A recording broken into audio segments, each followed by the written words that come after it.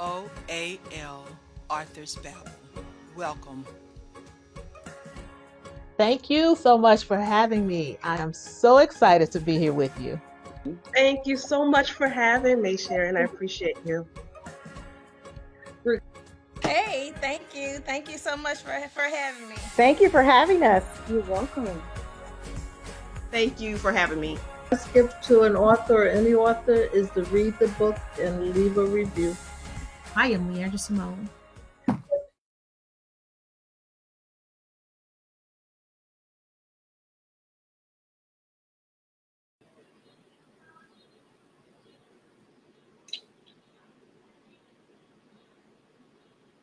Good evening. Welcome to On Another Level Book Club, Author Babble, where today we're getting up close and personal with Juva 3 author of From the Pole to the Pulpit. Welcome, Juva. Thank you for joining us. Thank you so very much for having me. So tell us a little bit about yourself. Okay, well, I am Juva 3 Alexander, and I am an author, of course. I am also an editor, and I actually started that first. Well, no, I've always been a writer. I've always been an avid reader. And during a time in which I found myself laid off from a job that I absolutely hated, I started picking up more editing clients. And so as I am having full-time, having the opportunity to edit other books, I'm still hearing on the inside of me, write, Juva. And I've always been a journaler, and I've always written. And so God just kind of nudged at my heart. He gave me a specific, now I'm a writer, so I got all kind of stuff, right? Very good imagination. But he gave me this title, and I couldn't shake it. And I thought that I could, write this book and I could make it a juicy little fictional and, but no, I had to go old school, pen to paper, and I had to write my memoir. So From the Pole to the Pulpit, it is my memoir. Oh, okay. That was going to be one of my questions. So where did the title derive from? So let's talk. Because when I heard the title, I was like, oh, I got to read this book. Yeah, right. So tell us, this is your memoir. Yes. What have been some of the struggles you've had to deal with in trying to let go of your past? And I don't even want to say let go, because a lot of times that's your testimony. I don't want to say let go. Absolutely. Not have people judge you based on your past. You know what? I came to realize people are going to judge you no matter what. So I can't do anything about what it is that, people think.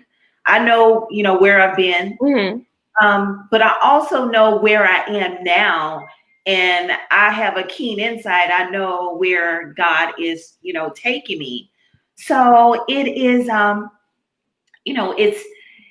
can't do anything about what, people judging me. I had to grow some thick skin and realize, even as just writing the book, God ministered to me the whole time, because this isn't easy to talk about, Right.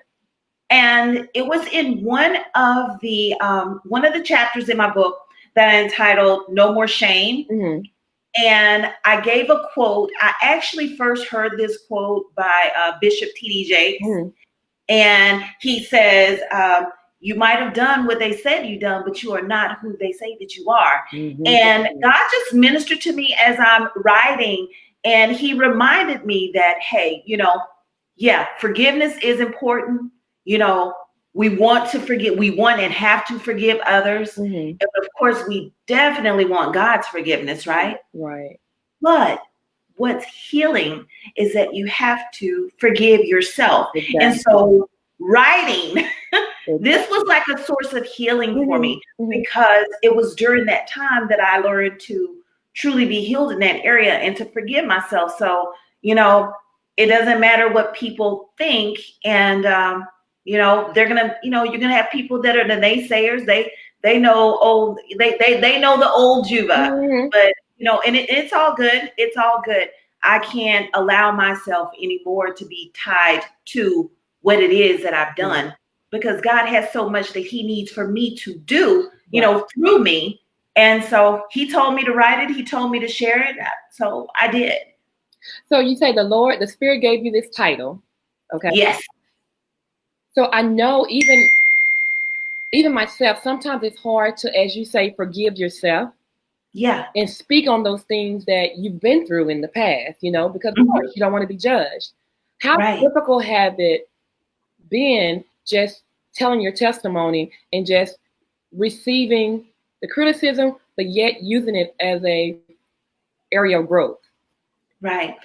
Well, with this here, if there are people criticizing, I haven't had anybody to kind of just do it to my face, So there have been, situations in which, I know people were, they were probably clutching their little pearls, and it's all good. Or either, I'm in a Christian environment and I'm, and then it's like, it's like I'm supposed to be ashamed, and I don't know. It's kind of tricky. It's kind of tricky. Yeah, because most folks kind of look down on what you've done. But what are your feelings about one sin compared to another sin? Sin is sin. Say it one more time. Sin is sin. For the people in the back. For the people in the back. Sin is sin. Sin is sin. I know there was a song growing up, I'm so glad my God ain't like a man. Because they will judge you, put you down, and do everything else, but then turn around and want the exact same thing that they are unwilling to give. That's right. Let's talk about the writing process. How long did it take you to write the book? It took me, actually, I feel like it took forever. Yeah. But I think once I actually honestly gave my serious yes, I'll do it. It just flowed. It just flowed. So it didn't take that long to actually just write. I think the longest part was just kind of putting it all together for publication. Just, just the regular mechanics of putting together a book. And especially if you haven't just done it yourself before, I work with editors. So, I had that little piece of information that I know that, hey, this is what they do. But being able to just go through the process, the writing part, other than, being ministered to and, kind of having to cry through a few chapters, the writing itself was easy and it just flowed and it didn't take that long. I want to say maybe the whole process, maybe about a good 4 to 6 months once I started just writing. That's interesting. 6 months, that's good. So what about the publishing process? Are you self-published or are you with a company? No, I am a for real indie author. So I self-published, and of course, and I've learned a lot about self-publishing. But I find it challenging. I kind of like it. I like the process. I think the most challenging part about being an indie author and self-publishing is, first of all, you're doing it yourself. Right. So, trying to make sure, especially if you're not really computer savvy, getting in here and making sure that, hey, your margins and so the editing portion that helped because I'm able to format the book. But then, you have your cover and making sure that it was at the right pixels and all this other stuff. So that part, and definitely marketing, because your book isn't going to sell itself. Right. So, yeah. And with a traditional publisher, you have a little bit of help in that area. When you're kind of on your own and you're an indie author, you depend on your wonderful book clubs and, and your friends and your family and readers, just people that, you have to get out there and you have to market yourself. So when we talking about the marketing process, what have you found been the best form of marketing when it comes to marketing your literature? the best form for me is keeping it in front of people, because people are very visual. Mm-hmm. And so although you can't say yes to absolutely everything, but if you're serious about your book, because, you know, at the end of the day, yeah, you know, nobody just wants, I mean, people, you have a love for writing, so you just want to write. But if you take the time to go through the process of becoming a published author, you want people to purchase your product. You want people to get your book. So keeping it in front of people, and sometimes it may seem like an overload, doing something different with your book, constantly keeping it in front of people. For instance, one of the things that I did with From the Pole to the Pulpit is that I had the opportunity to actually write a one-act stage play based on my book. Yeah. And so, of course, that gave my book a lot of attention. And I also, you know, if anybody would, you know, interview me on radios, because I have, you know, I was, you know, of course, there in Atlanta, you have a lot of people that the circuit is huge. And so I would go on the radio. I would do a lot of Facebook Lives, just keeping it in front of people, going to conferences, setting up, paying vendor fees and selling your books, and just kind of being out there, and just word of mouth. You know, people eventually they're like, oh, wait a minute, what's that? And that title and the cover itself, you know, it's kind of catchy and grabs your attention. So keeping it in front of people. Okay. So going back to the plot of the book, how have you been received from church people compared to others that have read your book? Okay, so you know what? It's kind of been a little different.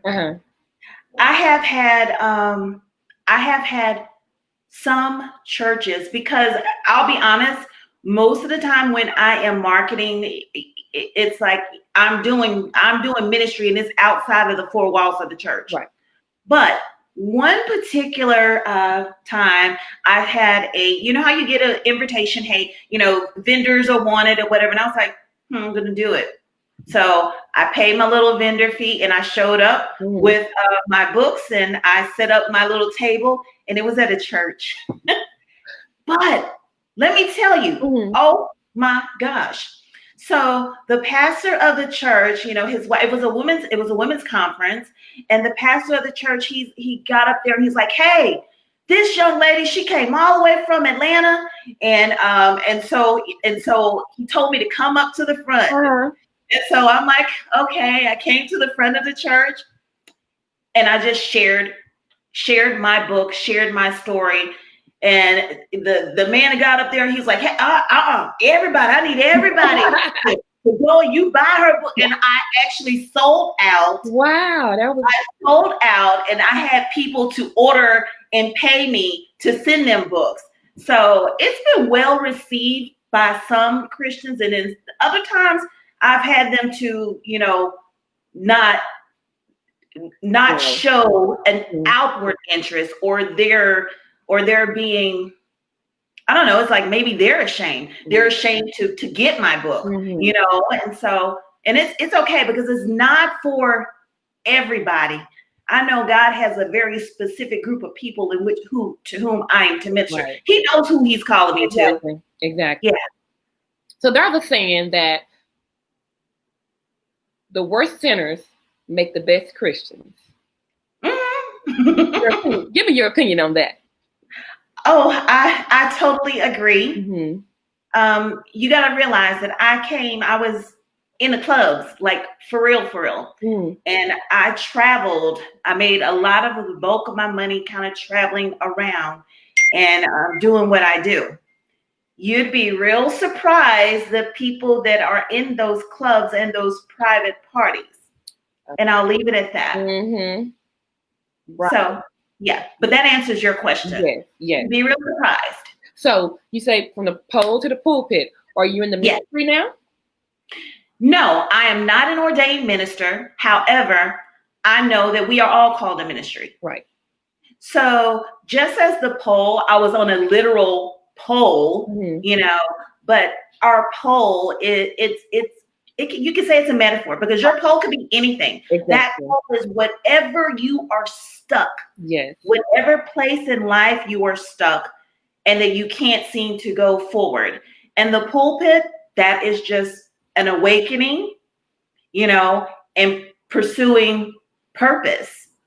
And so no, I'm not an ordained minister, but I minister. Yes, we all should be. Yes, we should. Right. I am so impressed. So we have listeners out here, and you never know who you may be ministering to at this moment. Right. What words of encouragement could you give to anyone that's listening that may feel like they're stuck in the situation that they're in? What words of encouragement can you give to them?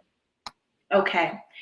There are so many people right now that are stuck in so many different areas. Mm-hmm. You may not necessarily be stuck there on the pole as I was, but you might be stuck at a absolute dead end job that you absolutely hate going to every single day. Mm-hmm. Or you are stuck with negative thinking. And when you're thinking negatively, you're speaking negatively, right. And all this negative junk is just attached to you and it's manifesting in your life. Or you're stuck in a horrible relationship, a toxic relationship. You are just stuck. But no matter where you are stuck, the first thing that you need to realize is that, hey, I am stuck and I don't want to be here anymore. Right. I want something different. And that thing that you want different is what God strategically has for you. Mm-hmm. It is your purpose. Right. One of my favorite scriptures, and I have it here in the front part of my book, is Jeremiah 29:11. Where it says, for I know the thoughts that I have towards you, declares the Lord. Plans to prosper you and not to harm you.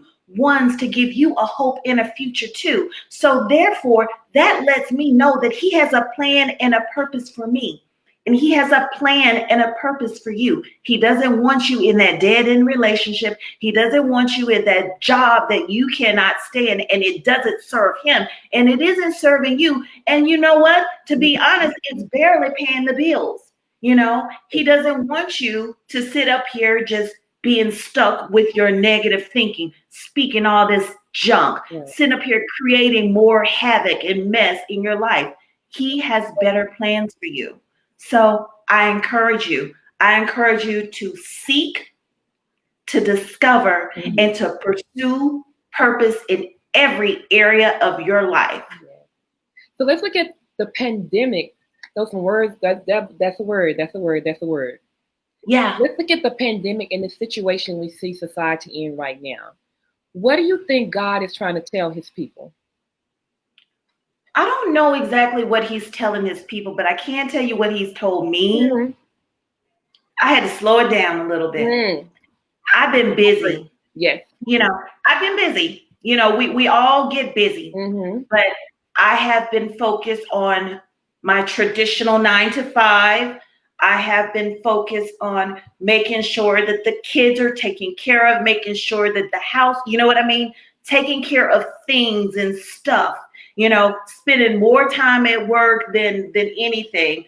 Or I have been, and then especially when I think about, I'm here with the kids all day right now. But I'm like, I thought about it. I was like, oh my gosh, I am literally up at 5 a.m. and I am not home until 7, sometimes even 8 o'clock. By then you have just a tiny bit of time. I spent no real solid time with my family.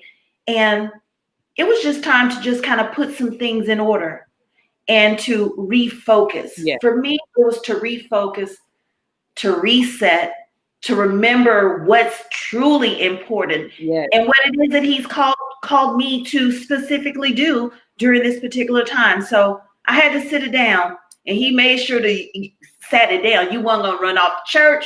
You ain't going to be going to this, that, and the third.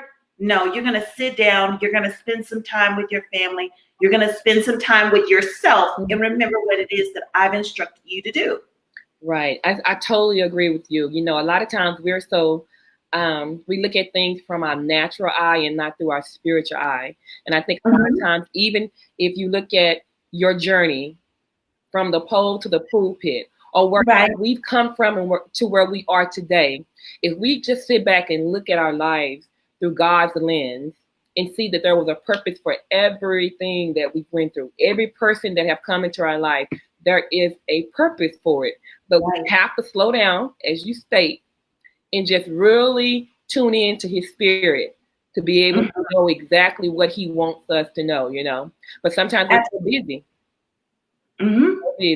He's going internet, social media. That's my kryptonite. Social media. And I think it's all of ours sometimes. Yes. Okay, so real quick, I want to stop and ask you to let our viewing audience know where can you be reached, and also where can they get your books? Okay, you can reach me here, of course, on Facebook and Instagram with Author Juva Threet Alexander. You can also check me out and connect with me on my website, directly on my website. You can purchase my book there. The website is juvathreetalexander.com. Threet is spelled just like threat. And of course, you can also get my books the traditional way, Amazon. You can do Kindle. And of course, you can also get it at Barnes and Nobles. Okay. Do you have any other books in the works? I do. I have lots of good things in the works. So book-wise, one of the things that I currently have that I am working on, and I'm trying to end it. Oh my gosh, I'm trying to end it, but it's so good. But it is a fictional novel. It is called No Residue. And it is for those who don't look like what they've been through.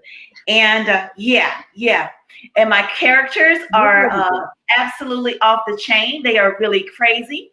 They are fun. They are colorful. They are a beautiful mess. And they're very interesting. I have a lot of taboo stuff in this little power pack of a book. Okay. And so I have that one in the works, and I also have I'm also a speaker, and one of the things that I've done is I'm starting a podcast called The Purpose Conversation. Yeah. So with The Purpose Conversation, I'm creating a workbook and a journal because, like I said, I love to journal. So that is in the works to kind of go along with the podcast and speaking engagements. Very impressive. Very impressive. Okay, at this time, we're going to move on and we're going to play a little game just to get to know you a little better. Okay. While we're doing this, we will be collecting questions from our viewing audience. Okay. So these are just random questions. Sure. Let's see. What character in the Bible can you relate to? What character in the Bible can I relate to? Jesus. Let me tell you why. Okay. Because Jesus is God, but let me tell you, Jesus was no nonsense. He was for real, for real. He was sometimes in your face. And Jesus loved people. And he loved people like for real. And not only did he love people, but he had the keen ability to love the unlovable. Love it. That is so me. Right. That is so me. I have the ability to love the unlovable, those people that society wants to throw away. And I'm always told, Juva, you have such a big heart. And I do. I know that I have a big heart, but I am drawn to people that are probably like myself, people that have just been jacked up or what have you. I'm drawn to them, or people that, society just kind of, pushes off to the side. I can get with them because I know there's something there. There's something there. So, yeah, Jesus. Yeah, I can relate to Jesus. Because that whole description is what we all as Christians should be anyway. Right. Okay, I'm going to let Miss Duncan take over for just a second. Sure. Okay, Juva. So next question. what do you think your purpose in life is? I know we've talked about you feel like you are a minister and you're not necessarily in the pulpit, but what do you think your purpose is?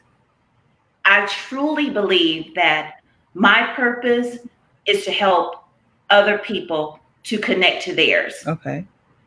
Okay. And I like to say that I am a purpose experience ambassador. Purpose experience ambassador. Okay. I like that. I like that. Thank you. So my part of my purpose is to help you to think outside the box. Okay. What am I doing? Mm-hmm. Where have I been? Where am I stuck? What can I do about it? Okay. So that's why I want to have those conversations. And I know that that's what God has, that's probably why he connects me with people of all sorts of backgrounds and what have you. But my purpose is to help to connect people to theirs. And that makes sense, especially now with you doing your podcast, the Purpose Conversation, because those questions that you ask them starts the conversation. Right. And then you said that you had a workbook and a journal. So does that tie into the workbook and the journal? Does that tie into how you help people move from, let's say, their pole past their pole? Yes, exactly. Okay, that sounds good. So on your podcast, let's talk a little bit about your podcast. So sure. I love podcasts. So you said it's the Purpose Conversation. I love the title. So in the Purpose Conversation on your podcast, do you see that extending more out from that podcast maybe to a workshop? How does that work? How is that going to work? Oh, this is how it's full circle. Well, what I feel is going to happen is that with the podcast, I'd like to be able to not just have purpose conversations. Of course, everything is about purpose. Right. Everything we do, everything under the sun, it's about purpose. But I want to bring people in to maybe interview, and I want to because I want people to see what purpose looks like. Yeah. So, I want people to know, someone's story. Mm-hmm. How they got to where it is that they'll actually hear, but I connect with, small groups, small businesses, church organizations, nonprofits, and just have that dialogue, that conversation. And, so sometimes women's conferences. So I've been having the purpose conversation. I was going to say, you're already having the conversation now, right? Yeah. I've been having the purpose conversation for quite a while. So, but I'm actually putting it on the podcast as a platform, but I would love I'd love to be able to go and speak, at conferences, or people hire me to do, this, to share this. All right. Okay. That sounds good. I can see the vision. I can hear it because every time you start to talk about it, I see you just light up. So I know that. Right. Exactly. So we know that's part of your purpose. So let me ask you this. For me, when I saw the title, from the pole to the pulpit, I immediately knew, before I even read anything else, that it either had to be a memoir or a testimony or something like that. I know you said that it's the pole and even the pulpit are both metaphors, but what made you go that route with the title? Like literally, like really, what made you decide, okay, this is going to be the title? I know it may be somewhat controversial. I know that some people may be standoffish and opposed to it, but what made you say, this is the title and I'm going with it? Honestly, it was just a knowing. When it was spoken in here, I knew that I had to write it just like I had to go with that title. And I think it's pretty funny that God has a sense of humor, because he's also given this title to like 2 other authors. Really? Yes, he has. Yes, he has. But I knew that I had to go with it, and I knew that it would probably be controversial. And of course, I did not want to write a memoir. I didn't, like I said, I wanted to hide behind, a fiction. I wanted to dress it up totally different. But, yeah. Okay. So let's talk a little bit about your book Residue, that you're trying to finish it. So Yeah, no residue. I love that. I love that because no matter who you are or what you've been through in life, there's always some residue of what you've gone through. There's always some residue of the trials that you've been through. But I think, and you can tell me, I don't know where your book is going, but I know for me, I'm happy to always know that there's some residue of what I've been through because it reminds me of what I've been through, but also what God has brought me out of and in the place that I am now. So my residue is not a bad thing. It's not a blemish. It's not like the scarlet letter.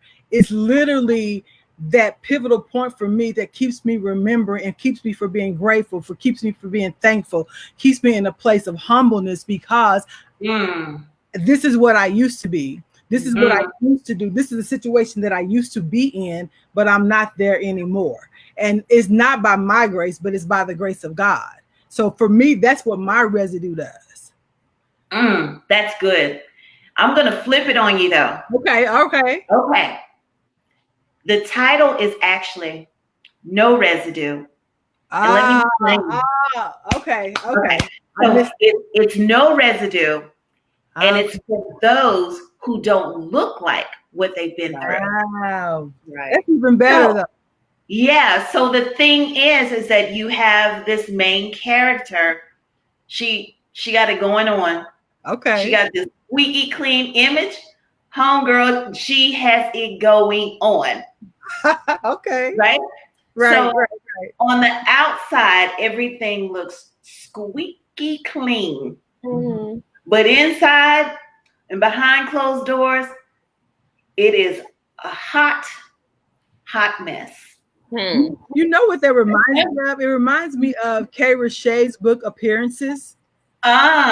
It reminds me similar to that. I can't wait to read it. That right there is enough that y'all get the book finish the book. Ooh, right. I know. If you really look at it, no residue. How many of us walk around every day with facades on? Wow. Appearing to be who we're not. Right. But behind closed doors, it's a totally different. Yeah. Oh, y'all are gonna like this one. It has some twists and turns. Y'all are, I can't wait. Need to be one of our. We can expect this win. Say it again. We can expect this win. I am pushing for this fall. Okay. I'm pushing for this fall. All right. So every now and then, if you get a ping from me, tell me, is it finished yet? Okay. I appreciate the push. So we do have some questions from our audience, so we don't want to leave them hanging while we just sit here having a good time. One of the questions came from Chevalier George, and he says, how do you find inspiration? How do I find inspiration? I think sometimes I do this thing that I call shut down. Sometimes because I think the way my brain operates, I'm always on go. Even to the point that it affects my sleep. Okay. And sometimes I just have to shut it down. I don't want to be bothered. I don't want to be bothered. I just have to shut it down and honestly get before his presence and just receive. Because sometimes when you are a giver and you are always inspiring and you're always giving out, pouring, you have to be poured into. Right. So when I am poured into, that's where I find my inspiration because I'm getting it directly from the source. Right. I have to just shut it down sometimes. Okay. I have to shut it down a lot. I hear you. Just receive. Okay. That's how I find my inspiration. All right. Awesome. We have another question from Wanda Courtney. She said, you mentioned no more shame. How do you handle those that we call seasoned relationships, meaning while you are on your spiritual walk or path, some will take a detour? So let me read that again. She says, hold on. You mentioned no more shame.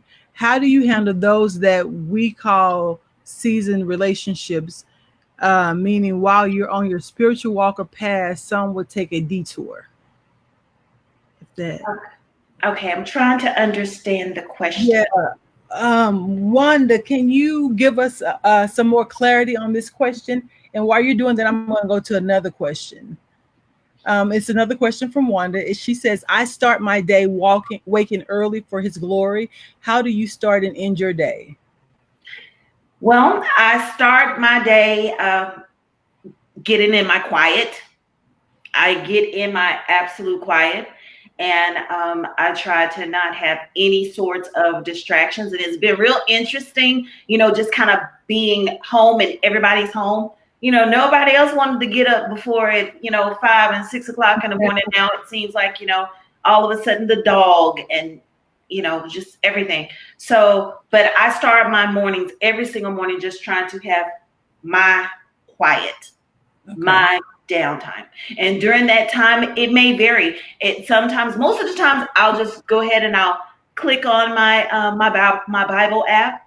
I'll, do one of my devotionals, I'll read whatever scriptures that just kind of come. Sometimes I'm just in the quiet and I'm allowing him just to minister to me. Other times I'm journaling, I'm writing. Okay. So sometimes I got that music on and I'm listening, I'm vibing. God and I have some coffee and then I'm ready to start my day. Okay. I think what Wanda was trying to say, if I could just jump in real quick, there's people in your life for a season, and sometimes there's people in your life for a reason. So that detour is like on your new journey. Yeah, that's what she said. As you take a detour to, you was on this road, and I'm on the road for the Lord, as the old folks say back in the church. Okay. I mean, sometimes you have people that can't come along with you or refuse to come along with you. So how do you deal with relationships that fall along the wayside? You know what? Or either personally, one thing that I personally experienced is that there were people in my life that I felt would be along the journey, that would be here, for the long haul and part of my purpose. And, for whatever reason, there was a complete just break. Like you're ghosted, gone, and so the person had their own, I found out, maybe like a year or so later, a year and some change later, that this person was experiencing some different things. And and it happens, life happens, but I knew at that time that, God had to show me that it isn't necessarily, I might have thought that this was a lifetime, but it wasn't necessarily so. It was definitely for a season and a long season. And it was most certainly for a reason, but it wasn't necessarily for the lifetime, or maybe just this particular time right now. And that's good. They had to go and I had to go, because I believe that God is pouring into both of us something, but we couldn't necessarily do it together anymore. So, but how do I handle it? I was kicking and screaming, God, why is my friend not talking to me? What's going on? I'm upset. But God heals and He shows you different things and allows you to have some empathy and some sympathy, but allowing you to take care of your heart too, and to continue and not have that relationship as a crutch, because maybe it was. That's true. And I totally agree. Sometimes He will remove people from your life permanently or even temporarily, because sometimes we find ourselves dependent on man too much and not on Him. And when you find yourself dependent on something or some person, He will remove it. And he'll break you down to your lowest so that you don't have to depend on Him. I agree. We had another question, and it was from Chevrolet George. He said, what was the most difficult part of self-publishing? And you may have covered this a little bit. I think the most difficult part was that I had never really done it before, but I did have people, I had author friends, of course, because I edit books. So, but just getting in there and just doing it myself. And I think and you guys see, I have absolutely, this cover just spoke to me. Michael Ignan, he created this cover for me. But let me tell you, trying to put this little joker during the time it was Create Space, and it started talking about all the pixels, and I was like, oh my gosh. And then Create Space would kick it out and say, oh, it's bleeding over such and such. I'm like, oh my goodness. So for me, the hardest part was just some of the technical stuff. Just some of the technical stuff. And I think as a self-publisher, you've got to almost be a jack of all trades. You do, or hire somebody to do it for you. Right. Exactly. Okay. Let's see. Our audience, do we have any additional questions? We'll wait to see if anyone chimes in. But again, go ahead, Sean. Okay. So, what does this mean to you? Take no thought about your life, what you shall eat, drink, or wear, but seek first the kingdom of God, and these things shall be added, given to you. What does that mean to you? Concerning I believe that particular scripture, it is basically stating that don't worry about all these other things, that we as human beings, we tend to just kind of worry about. But I need to focus in on, what it is that God has to say about the situation, what God has to say about whatever, and to seek those things that he has set in place. And everything else, when you seek ye first the kingdom of heaven, when you seek what it is, his plans, his ideas, his things, because we always have ideas. We always want to do stuff, and we always want to worry, and we always want to carry the burden. But when we lay all that aside and seek him first, Dad God, what do I need to do about this? Get a little bit of wisdom and some understanding, some wisdom and knowledge, and knowing how to apply it. And then it's true. The word is true. Everything else will just kind of be added onto you. That thing starts working out, And I have to tell right before we got on, I'm sitting up here trying to figure it out. I done went through 3 different laptops trying to get on to do what I need to do. And I said, Holy Spirit, help me.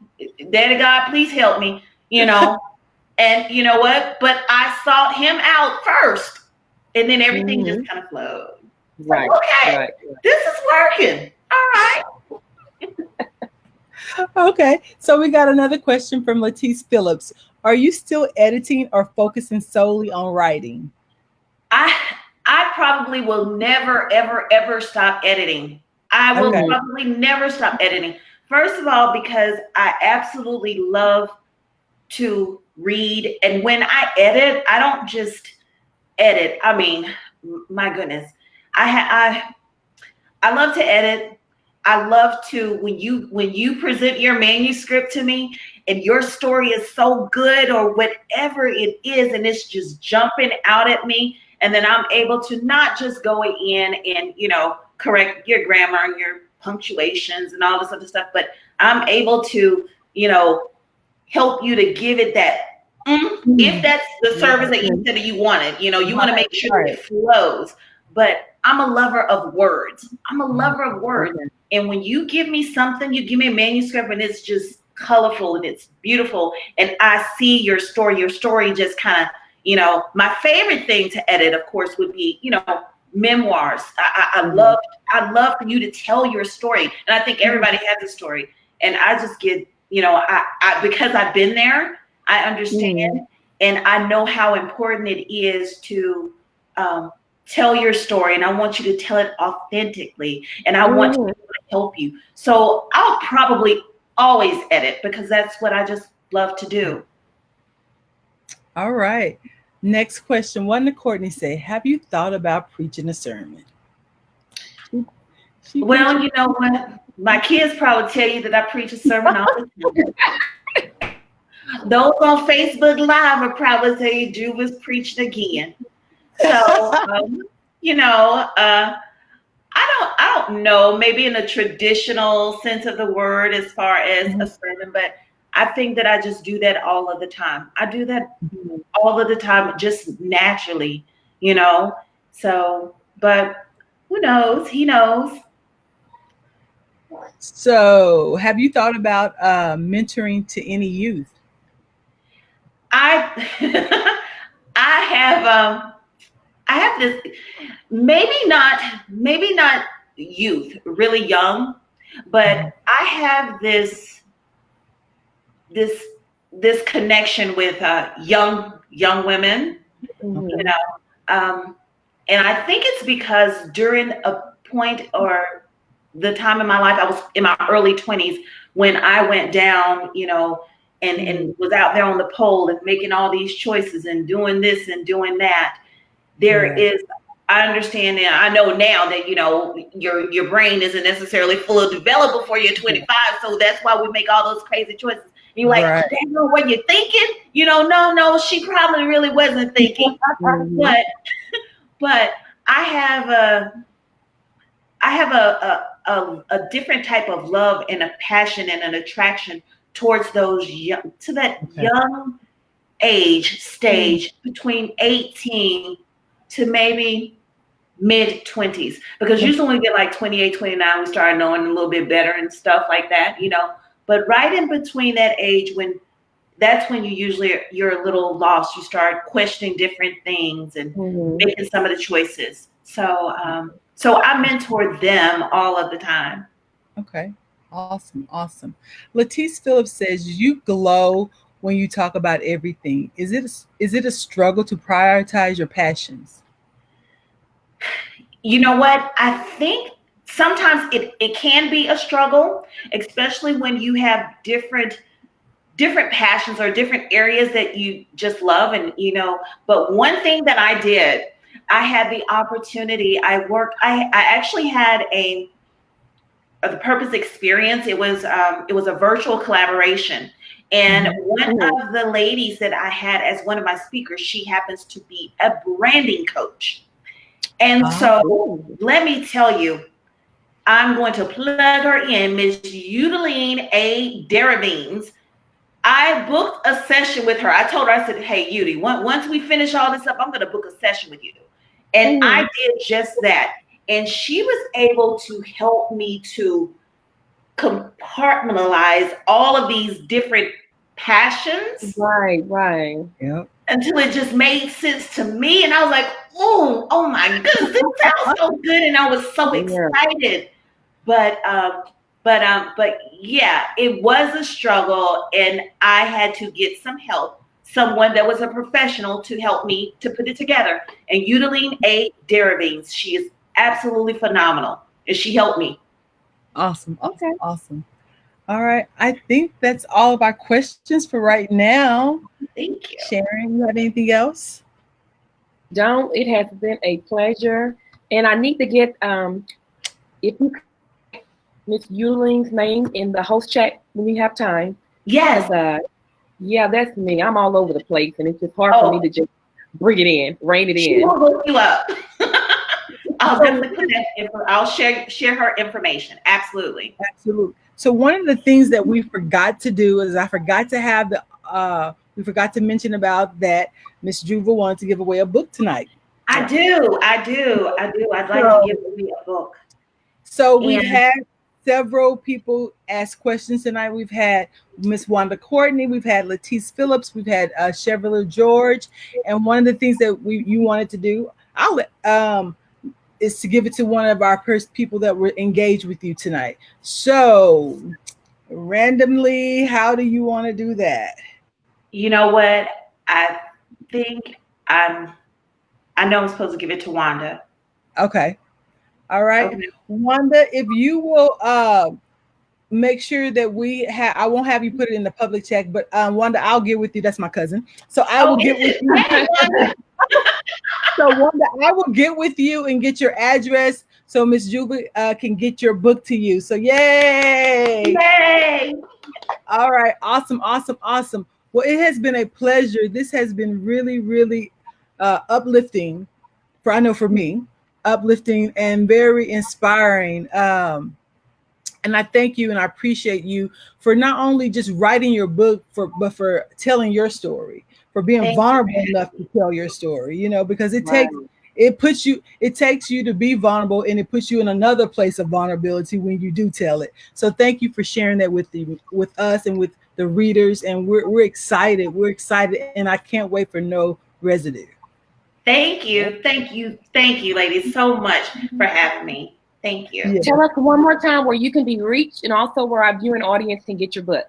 Sure. You can reach me here on Facebook and Instagram and Twitter, author Juva 3 Alexander. You can also connect with me directly at my website, juva3alexander.com. You can get my book there. You can also get my book in the paperback and Kindle edition there on Amazon and at Barnes & Nobles. Awesome. Thank you for joining us, Miss Juva. It has definitely been a pleasure. Thank you. Keep praying, keep allowing the Lord to lead you as you go through your journey of becoming a more and more famous author. And we're going to be looking for more from you, okay? Yes, thank you. Thank you so much again for having me. You're welcome. All right, that's it for this evening. Join us next week, same place, same time. And remember, reading gives you someplace to go when you have nowhere else to go. Next week's author will be, forgive me for mispronouncing this name, Kifa Nostahir. Let me try that one more time. We apologize because we are messing up these names. Kifa Nostahir. He's the author of America, the Beautiful and Skies. Yep. See you next week. Be safe and stay put if you can. All right. Thank you. Thank you. Bye-bye now. Bye-bye.